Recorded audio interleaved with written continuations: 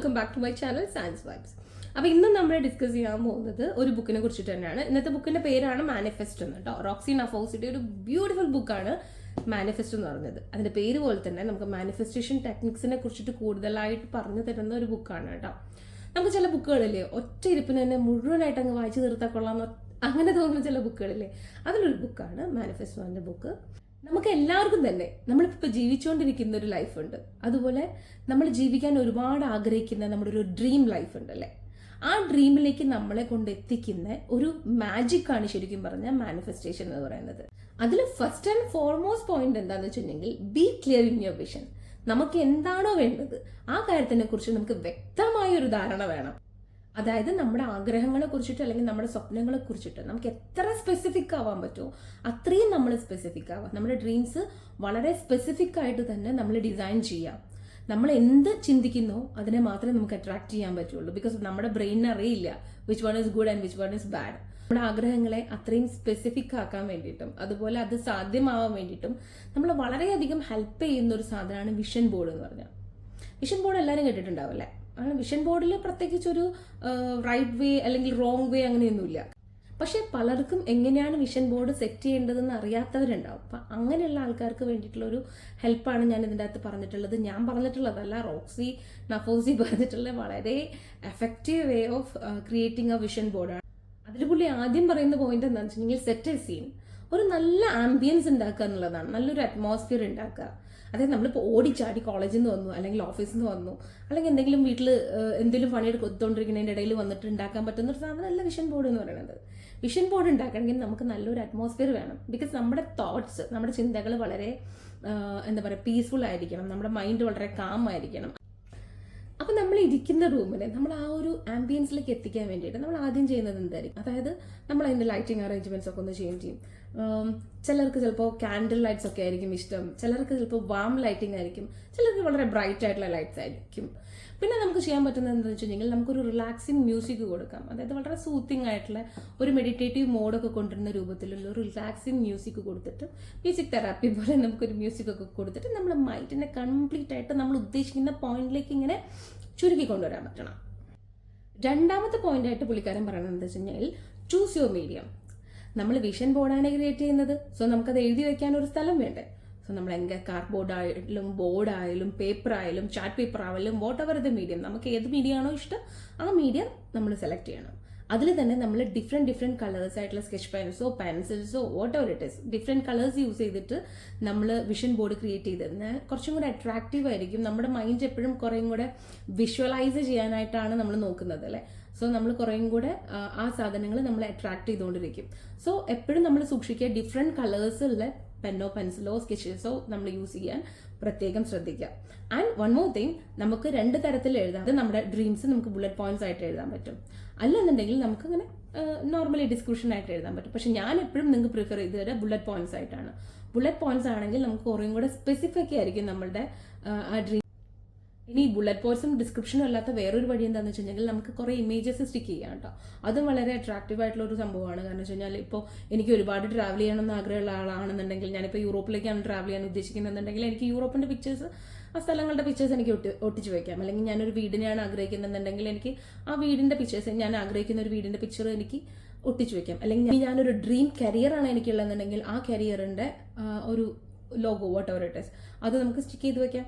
അങ്ങനെ പല രൂപത്തിലും നമുക്ക് മാനിഫെസ്റ്റ് ചെയ്യാൻ വേണ്ടിയിട്ട് നമുക്ക് ആ ബോർഡ് കുറേയും കൂടെ കളർഫുൾ ആക്കാൻ വേണ്ടിയിട്ട് അല്ലെങ്കിൽ കുറേയും കൂടെ അട്രാക്റ്റീവ് ആക്കാൻ വേണ്ടിയിട്ട് നമുക്ക് ഏത് രൂപവും നമുക്ക് സ്വീകരിക്കും. ഇനി തേർഡ് പോയിന്റ് ആയിട്ട് പുള്ളിക്കാരൻ പറയുന്നത് എന്താ വെച്ചെങ്കിൽ ചൂസ് യുവർ ടൈം ലൈൻ. നമുക്കൊരു ടൈം ലൈൻ ഫിക്സ് ചെയ്യണം. അതായത് നമുക്കിപ്പോൾ ഒരു വിഷൻ ഉണ്ട്, നമ്മുടെ ഒരു ഡ്രീം ഉണ്ട്, അതിലേക്ക് എത്താൻ നമുക്ക് മാനിഫെസ്റ്റേഷൻ ചെയ്യണം. പക്ഷെ അത് ഒരു അൺലിമിറ്റഡ് ആയിട്ടുള്ള ഒരു ടൈം സ്പാനിലേക്ക് നമുക്ക് നീട്ടി കൊണ്ടുപോകാൻ പറ്റില്ലല്ലോ. സോ നമുക്കൊരു ടൈം ലൈൻ കീപ്പ് ചെയ്യണം. ആ ടൈം ലൈൻ നമ്മുടെ വിഷൻ ബോർഡിന്റെ ഏറ്റവും ടോപ്പിൽ തന്നെ നമ്മൾ എഴുതണം. വിത്ത് എന്നാണോ നടക്കേണ്ടതെന്നുള്ള സ്പെസിഫിക് എക്സാക്റ്റ് ആയിട്ടുള്ള ഡേറ്റും ഇയറും വെച്ചിട്ട് തന്നെ നമ്മൾ ഈ വിഷൻ ബോർഡിന്റെ ഏറ്റവും ടോപ്പിൽ നമ്മൾ അത് എഴുതണം. അത് മൈറ്റ് ബി 1 year ആയിരിക്കാം, 2 year ആയിരിക്കാം, 3 months ആയിരിക്കാം, 6 months ആയിരിക്കാം, 5 year ആയിരിക്കാം, ഡിപ്പെൻസ് അപ്പോൺ യുവർ ഡ്രീം. ഇപ്പം നമ്മൾ ഓൾമോസ്റ്റ് നമ്മുടെ വിഷൻ ബോർഡ് റൈറ്റ് ചെയ്യാനുള്ള ഒരു സെറ്റപ്പിലേക്ക് എത്തി. അപ്പം ഇനി നാലാമതായിട്ട് നമുക്ക് വേണ്ടതെങ്കിൽ get into the zone. അതായത് നമ്മുടെ ആഗ്രഹത്തിൽ നമ്മളിപ്പോഴും അവിടെ നിൽക്കുകയാണ്, പക്ഷെ നമ്മുടെ ഫ്യൂച്ചർ സെൽഫിലേക്ക് നമ്മൾ എന്താണോ ആഗ്രഹിക്കുന്നത് അതിലേക്ക്, ആ ഒരു ഫീലിംഗിലേക്ക് നമ്മൾ എംബോഡി ചെയ്യണം. എന്നാൽ മാത്രമേ നമ്മുടെ മാനിഫെസ്റ്റേഷൻ ടെക്നിക്ക് വർക്കാവുള്ളൂ. അതിനായിട്ട് നമ്മൾ ചെയ്യേണ്ടത് എന്താണെന്നറിയോ?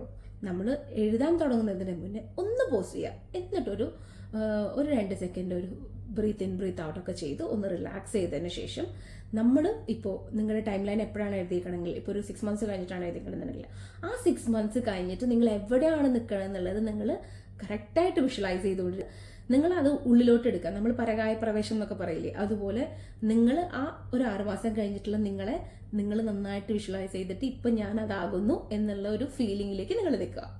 നമ്മൾ അവിടെ എത്തി, നമ്മുടെ ആഗ്രഹങ്ങൾ നടന്നു എന്നുള്ള ഒരു പോസിറ്റീവ് തോട്ട് നമ്മുടെ ഉള്ളിൽ ഇങ്ങനെ നിറച്ചുകൊണ്ടേയിരിക്കണം. അത് മാത്രമല്ല, ഇത് നടക്കുമോ എന്നുള്ളൊരു പേടി ഒരിക്കലും നമ്മുടെ മനസ്സിലുണ്ടാവാൻ പാടില്ല. അങ്ങനെ ഒരു പേടി നമ്മളെ ഹോണ്ട് ചെയ്താൽ ഒരിക്കലും നമുക്ക് മാനിഫെസ്റ്റേഷൻ ടെക്നിക്സ് ആയിട്ട് മുന്നോട്ട് പോകാൻ പറ്റില്ല.